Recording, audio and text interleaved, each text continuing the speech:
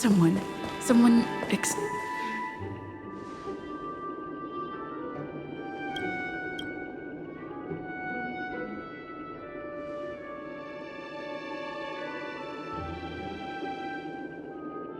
Are you a Knight of Beauty?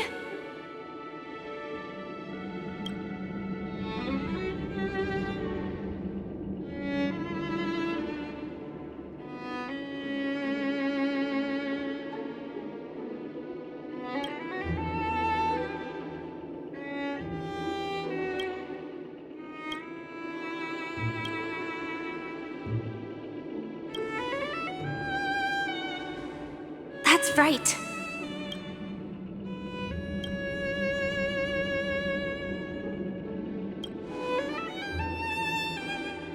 If I'm not wrong. Actually,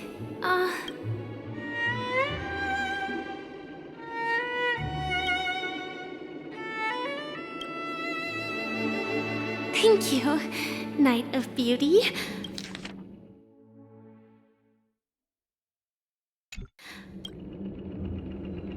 In that case, let's make our way to the end. Penacony's really thronging with talent. I hope we make it in time.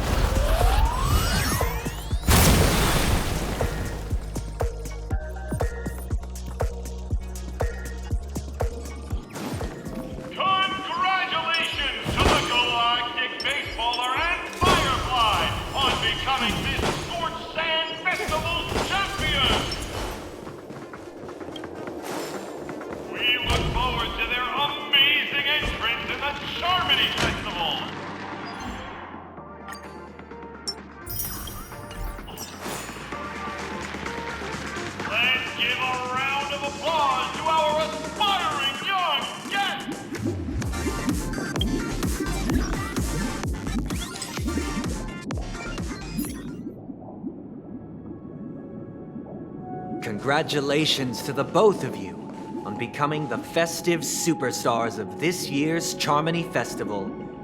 Before entering the Grand Theater, I, on behalf of the organizers, extend my sincere congratulations to you, wishing you joy under their radiance.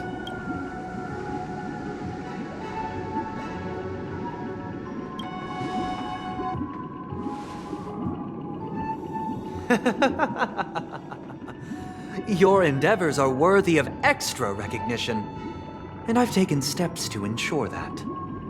However, this reward is not a material one, but rather the opportunity for an open and honest communication between us.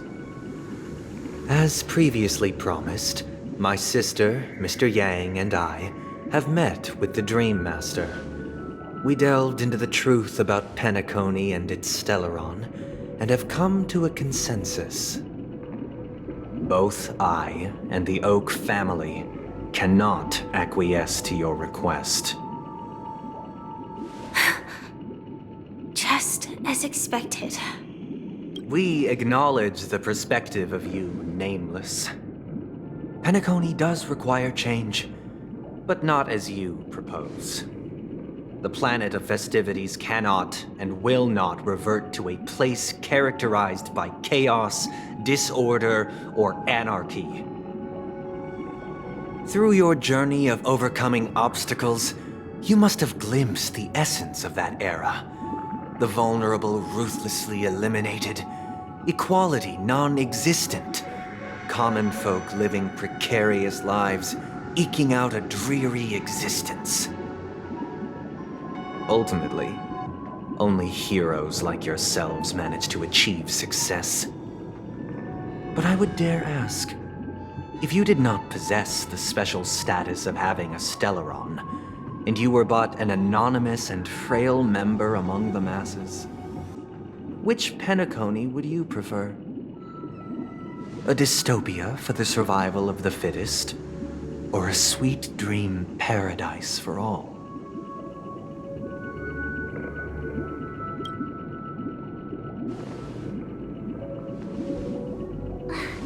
That's not the point! Don't let him mislead you!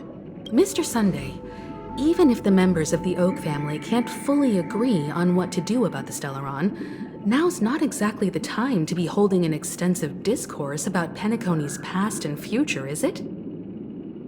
The Stellaron issue concerns the life and death of everyone on Penacony.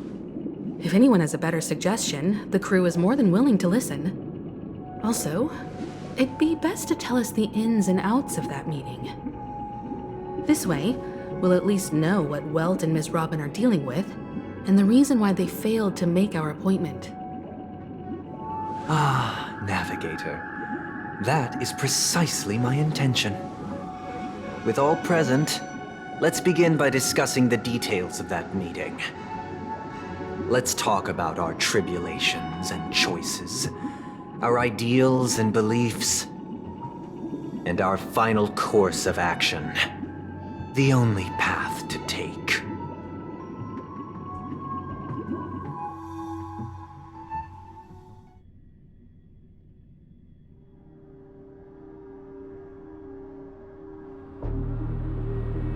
You mean to say that for the longest time, there have been scoundrels who would use the Charmony Festival that I have bequeathed to the masses as a tool to realize their ambition?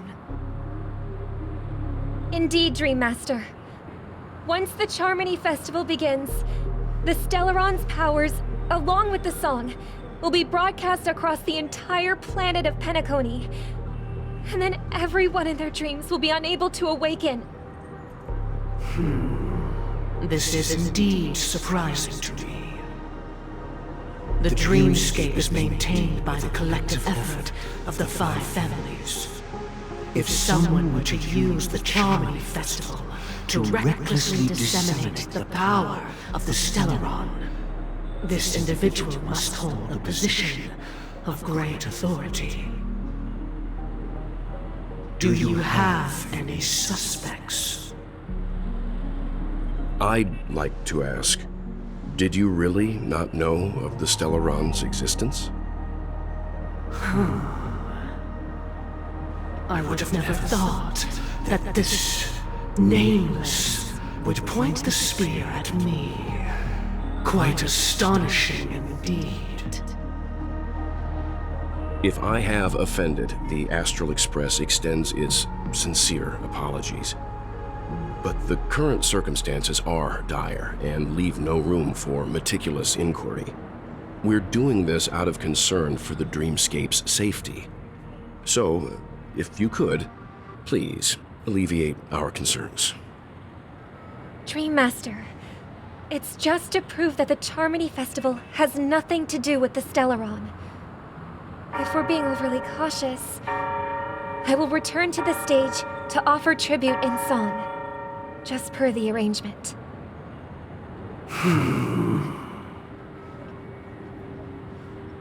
Sunday, Robin, I've watched you two grow up and know your dispositions like the back of my hand. Both of you, right now, can surely be lauded as their most devout advocates. I already know your resolve. The magnitude of this matter is enormous and cannot be taken lightly. Since Mr. Yang has asked with such earnestness, I will personally respond in kind. If there is a need, the entire Oak family will be mobilized to heed your call.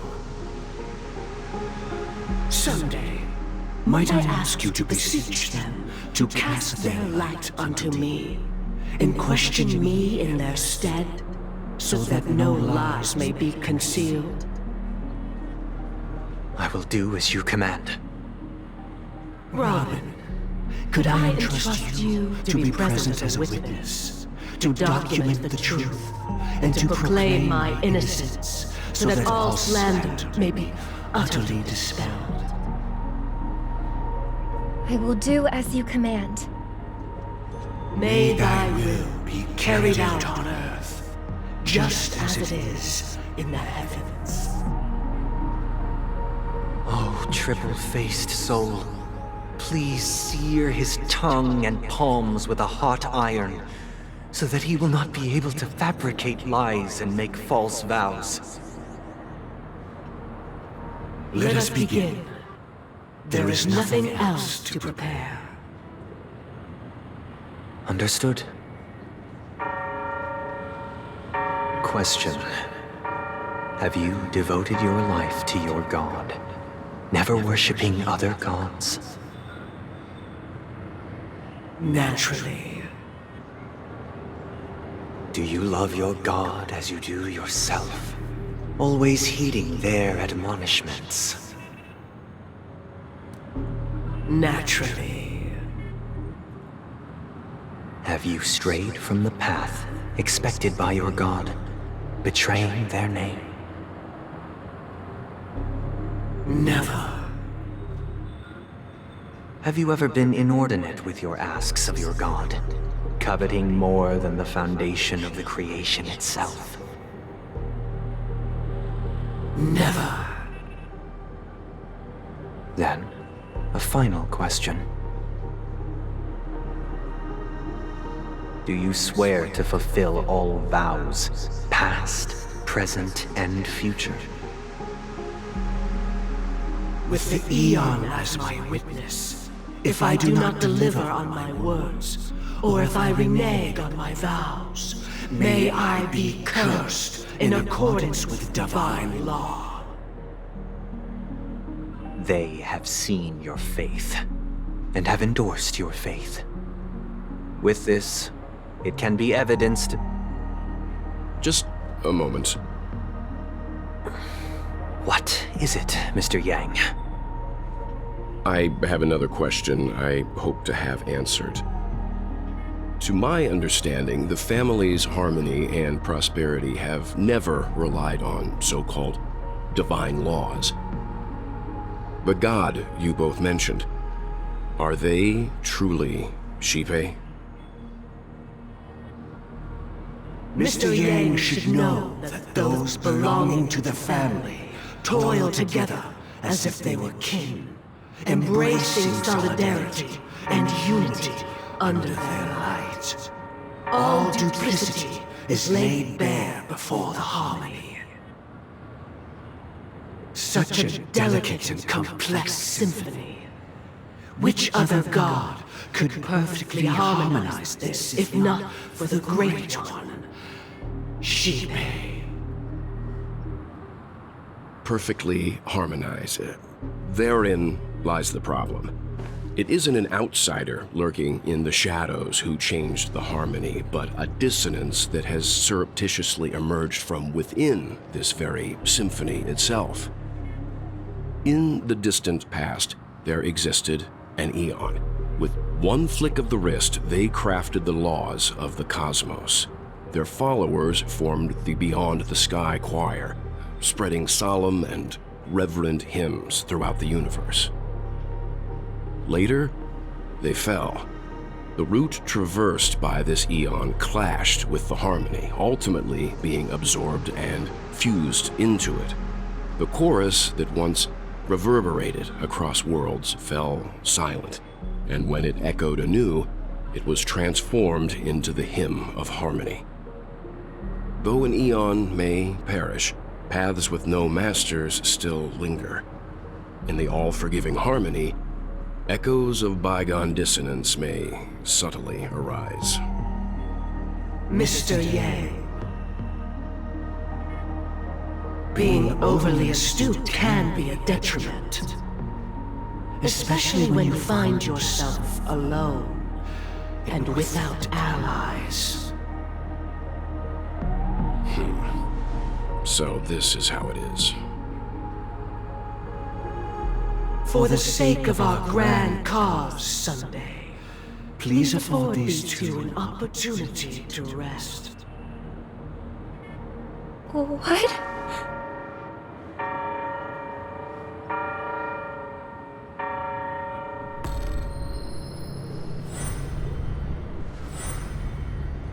Sorry, Robin. It's just you. I did not wish for you to know this. It's a pity that things have turned out this way. So, this is the true reason I can't sing? The shadow that envelops Penacony is actually... We were never children of the harmony. Our ideal paradise could not have been crafted by Xipe. True bliss can only be guaranteed by the one who transcends the many. Within the foundation of law, humanity establishes civilization, and through harmony, we obtain order.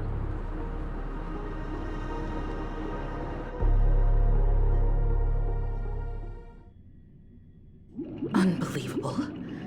To think that there would be remnants of the Order on Penacony.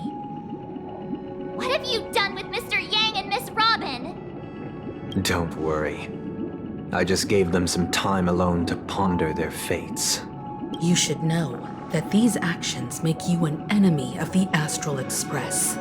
Should we need to stand against the Nameless, it would only be myself and the Oak family involved. But we haven't reached that point yet, have we?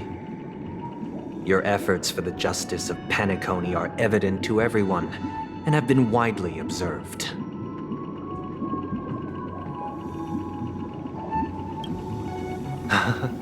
Patience is a virtue. However, I won't hold it against you.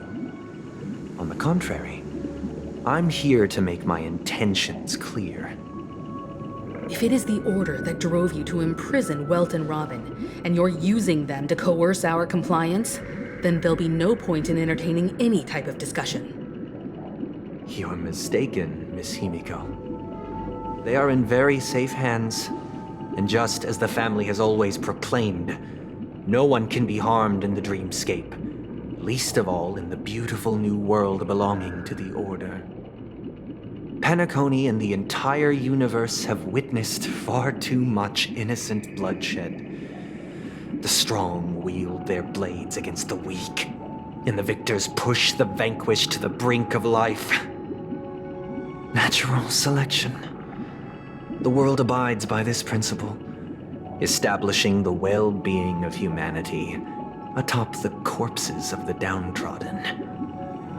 Only we, or rather, I possess the power to put an end to this farce.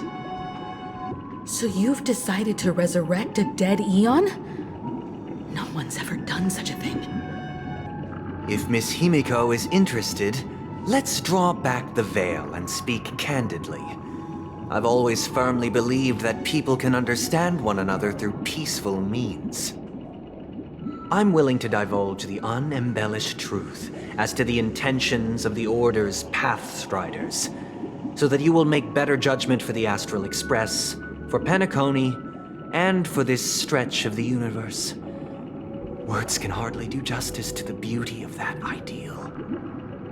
So, come with me, everyone. Let us retrace our steps and see once again where this road leads. Huh? Where'd he go? Welcome. This isn't any location in Penacony's dreamscape. It's my inner world. The reason the scenery before you remains unchanged is because your consciousness has drawn on similar concepts to fill in the gaps. Did you do the same to Welt? It's a tuning process. Stronger in effect and more draining on the mind. The gray-haired guest has experienced it before, so she should understand what it entails. Tuning allows you to intuitively grasp my feelings, which also means that I cannot hide anything from you. Now, everyone, please look at the huge screen. The road we once took begins here. From this point on, you will witness the numerous decisions I've faced. I've selected a portion of these to share with you.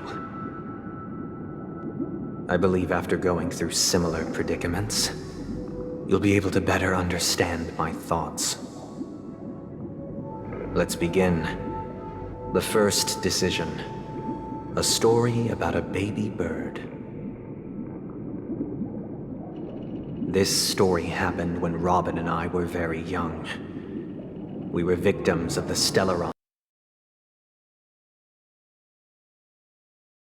who would later become the Dream Master of Penacony. Saw that we siblings had no one to turn to and took us in.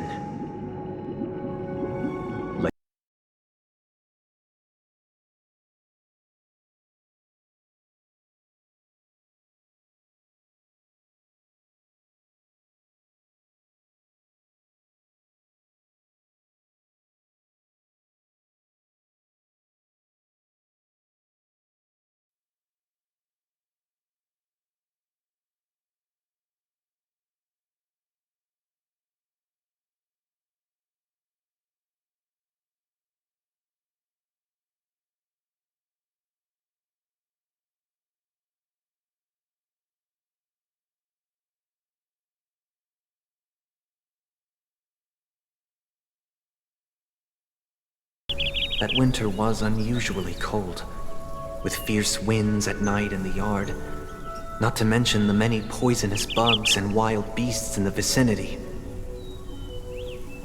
It was clear that if we left the fledgling in the yard, it stood no chance of surviving until spring. So, I suggested we take it inside, place it on the shelf by the window, and asked the adults to fashion a cage for it. We decided that when it regained its strength enough to spread its wings, we would release it back into the wild.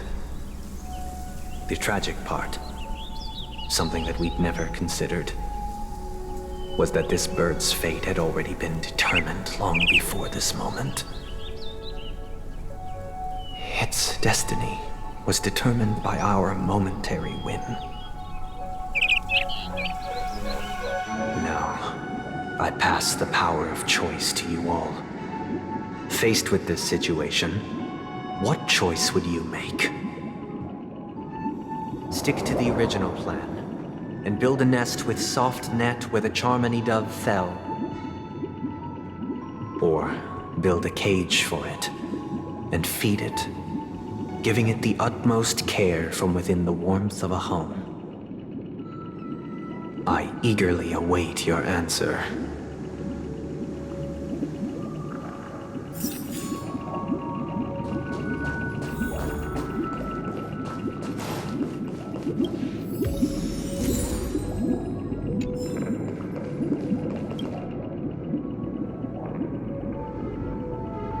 I can't decipher his intentions right now, but based solely on that question, I would probably choose to build that dove a cage. Even if I was gonna release it back into the sky, it'd have to be strong enough to fly first. If I left it where I found it, I fear it'd never get the chance to fly ever again.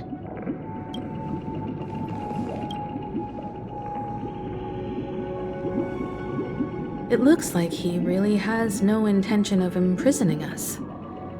If it's just a quiz, I suppose it's fine to humor him. Back to the question. I would personally choose to build the little Charmony dove a cage. No special reason. I do think that a fledgling should have the right to fly into the sky. But if it can't even live to that point, then there's nothing to talk about to begin with.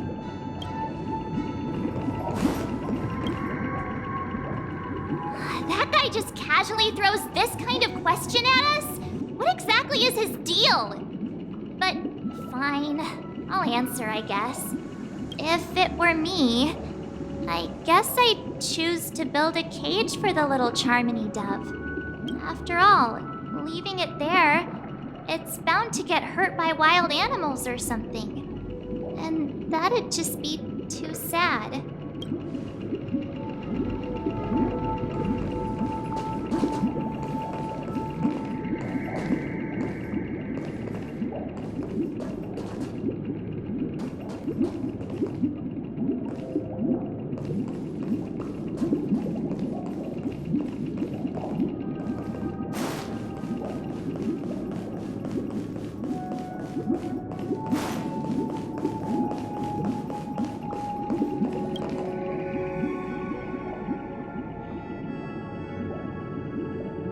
I'm happy to see that you made a choice similar to ours. If your mind is made up, let me reveal the outcome of this choice. We passionately nursed it back to health, preparing only the best food for it every day. We even preened its feathers.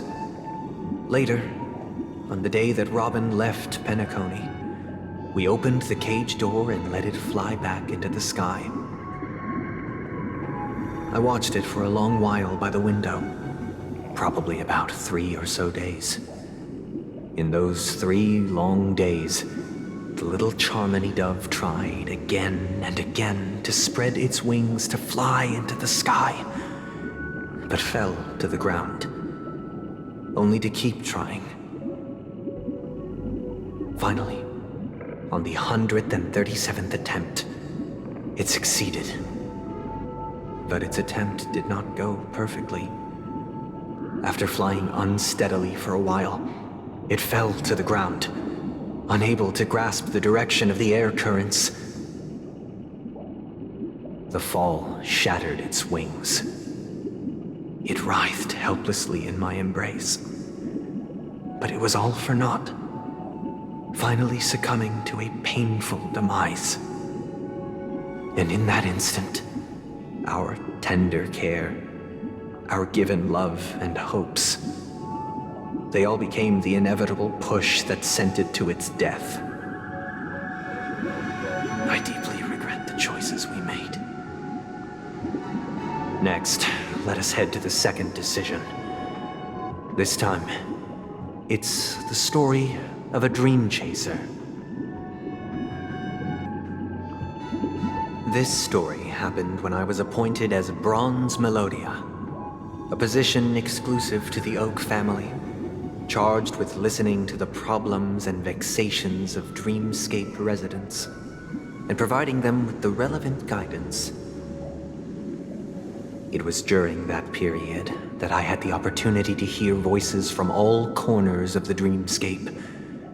Joy, sorrow, arrogance, regret. The complex tapestry of human nature that formed the world. And I was fortunate to catch a glimpse of it. He was a dream chaser, and an illegal stowaway. Just like the rest of them, he came to Penacony in search of a better life, except that, to most people, the price he paid, I suppose you could say it was everything. He told me I sold everything I could at home. The house, the land, even his 2 children. He said he could not afford to raise them, and that at least they could eat if they lived as slaves. He had a plan in place. He would buy back his children once he had made his fortune, and enjoy Penacony's beautiful dream with them. Alas, his plan to smuggle himself was somewhat clumsy, and he was sniffed out by those pig-headed hounds. After hearing the Dream Chaser's story, I immediately appealed to the Bloodhound family to cease their pursuit. That way, at least he could live peacefully. But I was still too naive to the ways of the world. I did not anticipate that what I thought was a kind gesture would later lead to dire consequences. I'll tell you the outcome soon. For now, I'd like you all to make a choice. Will you do as I did, and try to convince the Bloodhound family to stop their pursuit, so that the Dream Chaser may live peacefully and realize his wishes? Or will you remain silent, leaving him to languish while the hounds are hot on his heels, until his inevitable judgment arrives? I look forward to everyone's decisions. Who knows? Perhaps they might even alter the outcome of this tragedy.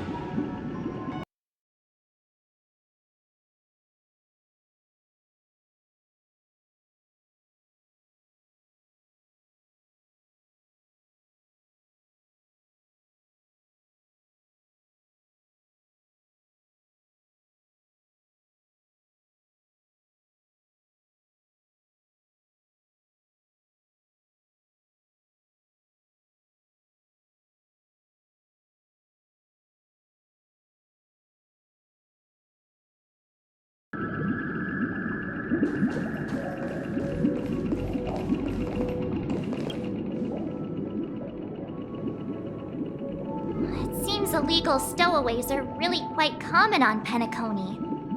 But that guy in the story, I don't think he deserves any sympathy at all. He sold his kids to chase a dream. Even if he intended to go back for them, it's still insanely irresponsible. With that thought, there's only one choice. Let the Bloodhound send him back home. This person deserves to be punished. A Dream Chaser story. If I acted out of kindness, I would probably ask the Bloodhounds to stop their pursuit and lend him a hand. But what cruel repercussion would this choice result in? I think Sunday must have been deeply impressed by the limitations of the strong defending the weak through this incident. This question... Surely it has some connection to the baby bird story. And this connection is precisely the breakthrough Sunday aims to use to persuade us. I'd probably choose to ask the Bloodhounds to cease their pursuit.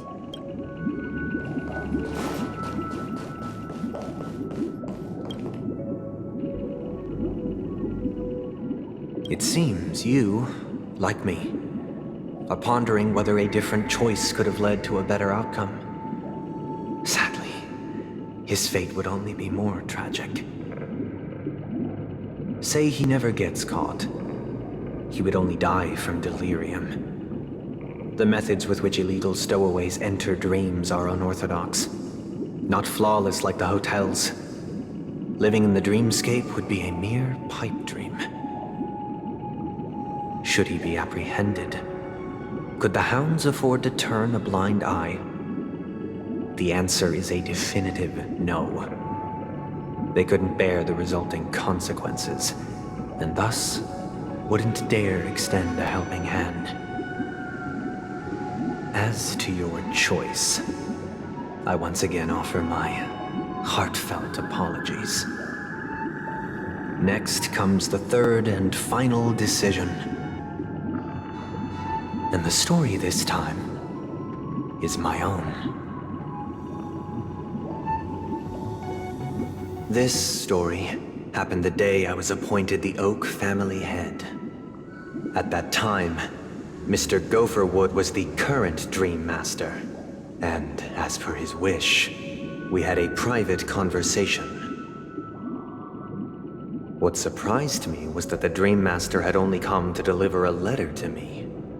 He let me read its contents, and it was a letter from my sister. The letter contained the usual pleasantries, anecdotes from her travels, nothing out of the ordinary. Just as I started wondering how this letter related to our discussion, the Dream Master began to speak. Do you know who wrote this letter? My sister, of course. But why would you personally visit me to hand me a letter from my sister containing mere trivialities? To help you grasp the full scope of this issue. Do you know where Robin is at this moment? From what the letter indicates, she must be in Caspelina 8, correct? She's touring there right now. Correct. Has she mentioned anything about a stray bullet? A stray bullet?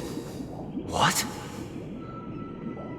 A war has broken out on that planet. It is because of this very reason that Robin chose this destination. To spread the word of the Harmony. And to save the lives of that planet. She personally made for the front lines. She hoped to ease the people's suffering with song, and was willing to brave mortal danger to deliver the IPC's medical supplies. Unfortunately, stray bullets show no such compassion. Is she all right? If the operation was successful, she should probably be recovering in the field hospital.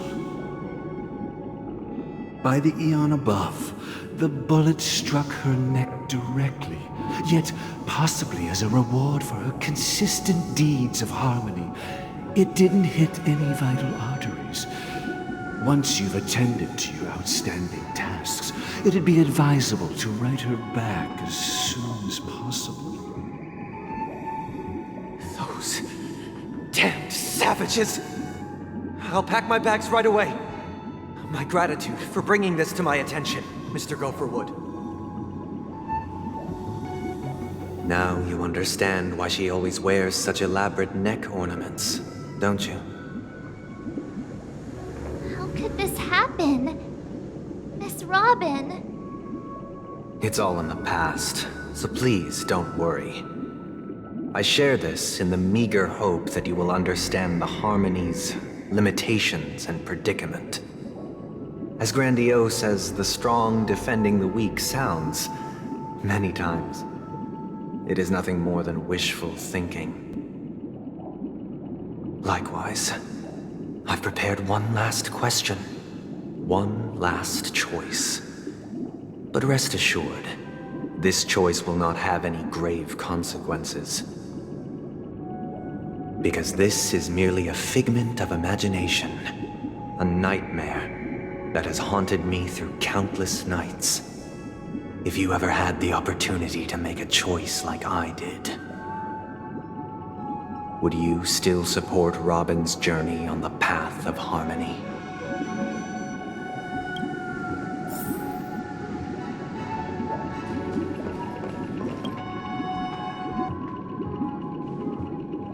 I often feel like I've dreamt of similar scenes on certain nights.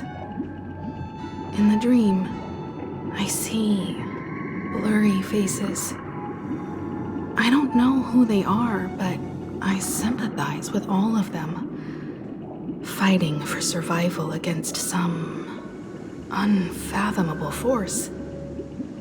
Their confusion and fear are lucid to me, but I also remember they chose never to give up. Just like Miss Robin. If Mr. Sunday's question leaves you puzzled, you should find the answer from your own experiences. With each trailblaze, dangers and tribulations will surely follow. But would you ever back away? Would you stop March and Don Hung from reaching their next destination? I believe you have an answer of your own in your heart.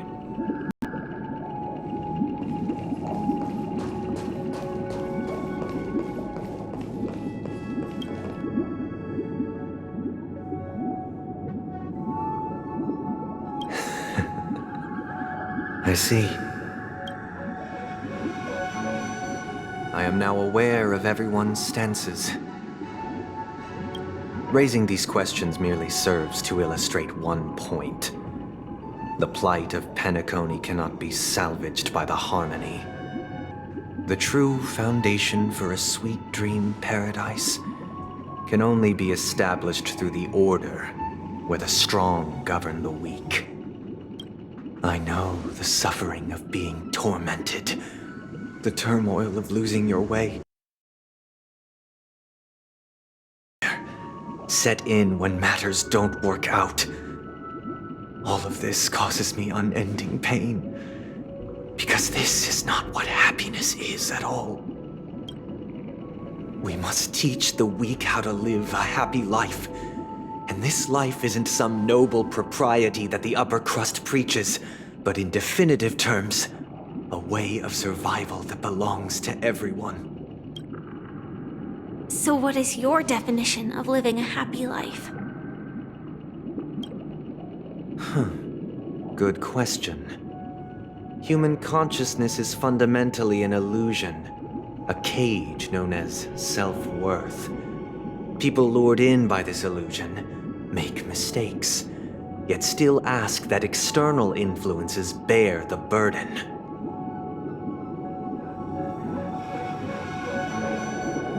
When one mistake after the next permeates the masses, they become impossible to trace.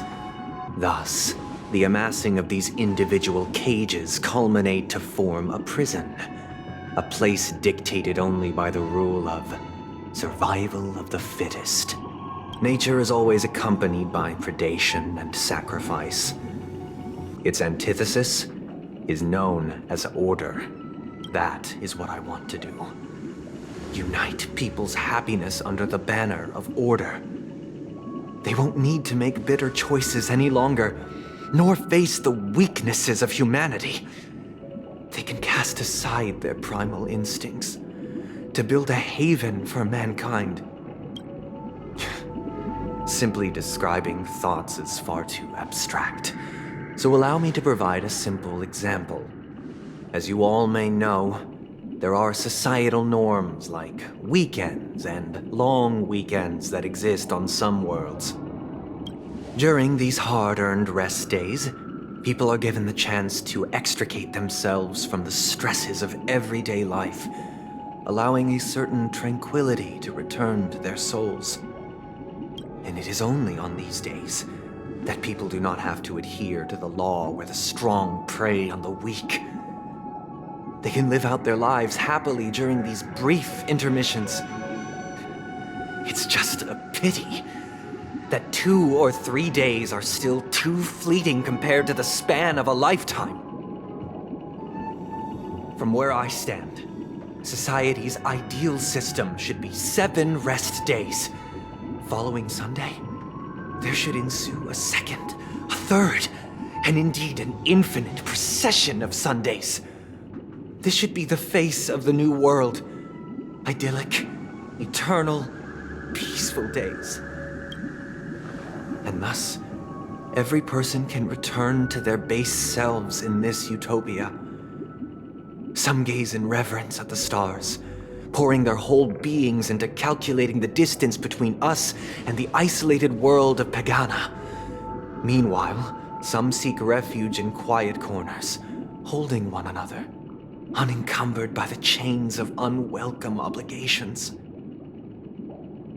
There would be no need to bear the hardships of reality.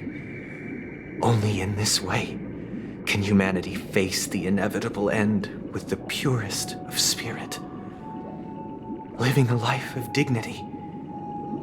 This is what it is to live in bliss.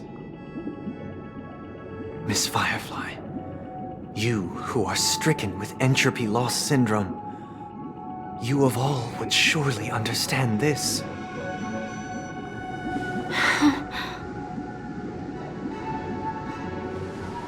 It sounds like a flawless theory.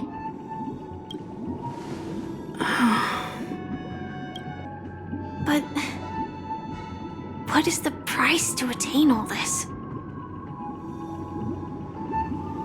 The cost is minute, merely a personal and eternal sacrifice. If this paradise is to be maintained for everyone, Someone must remain trapped in solitary awakening until the end of the cosmos. Awakening. Which means that this so-called paradise is still a dream. Stepping into this paradise means forsaking reality, correct? It is not forsaking, but transcending. Flesh, blood, sorrow, weakness. If the physical is the root of spiritual suffering, it is only logical that we defeat it. But in this supposed bliss, people won't have defeated their demons. The chance to overcome their tribulations would be forever lost to them. In other words, it is an escape. That's another way of understanding it. But there is no shame in escape. On the contrary, the seeds of escape exist in everyone's hearts. Don't you agree, Miss Firefly? And as to why we sleep, it is because we are afraid to awaken from our dreams. But this is not in conflict with the grand plan. Only in acknowledging this can we truly understand the frailty of human nature, and from there, show compassion and protection.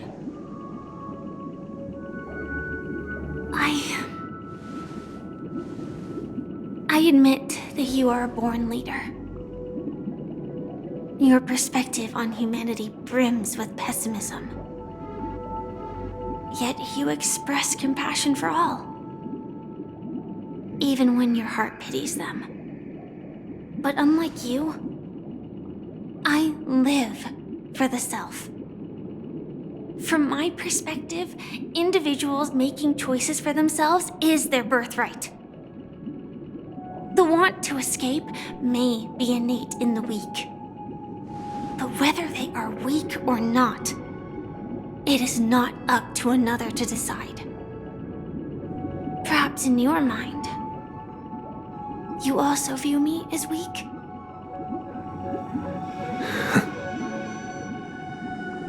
Because I don't think so. Since Miss Firefly has said her piece, the Astral Express will also naturally give you our answer. We'll leave it to you. Just as Mr. McHale instructed before. Tell him our choice.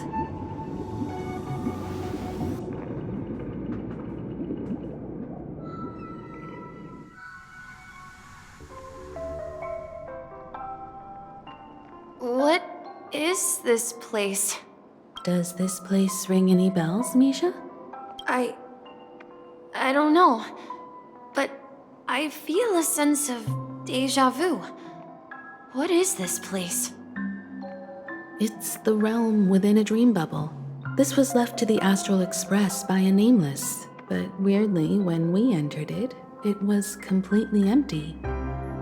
Dr. Edward from the Dreamscape sales store told me that dreams are formed from memories, and a dream bubble can't take shape if its core is empty.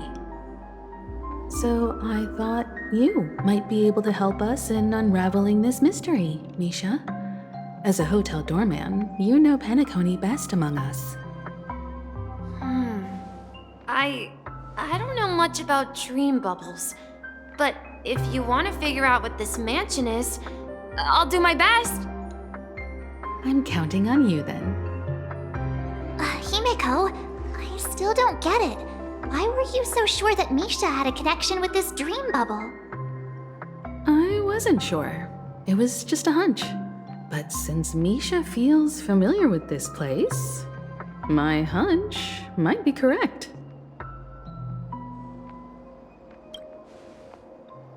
Exactly. This is where you and Firefly encountered death, which we now know as dormancy. Considering its connection to Dreamflux Reef, it's not surprising it appeared here. The question now is, who brought you here? Based on the clues we have so far, it's unlikely to be that masked fool, so identifying them is crucial to us. we're drawing closer to the truth once more. Let's give Misha some time, as I believe he'll unveil the secret of this dream bubble. All right, but there are doors all over the place. Which one should we choose? Do you have any idea, Misha? I guess... maybe this way? I'm not entirely sure, but... let's give it a try. Wait, you managed to choose... Weird. This place is quite different from the hotel. But I feel like I've been here before, and even lived here for a while. If I remember correctly, there should be a fireplace down that hallway. Clocky and I used to sit by the fire, listening to the crackling of firewood. And the room on the other side was the toy room.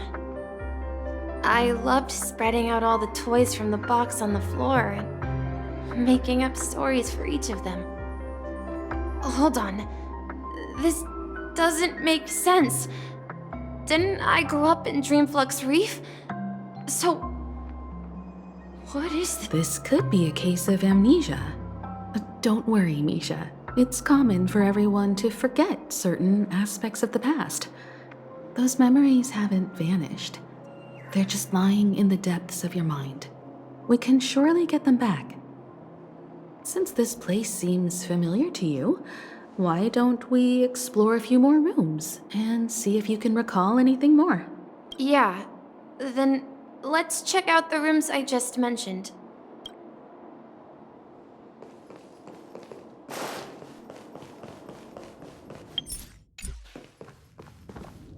Mikhail, that's the name.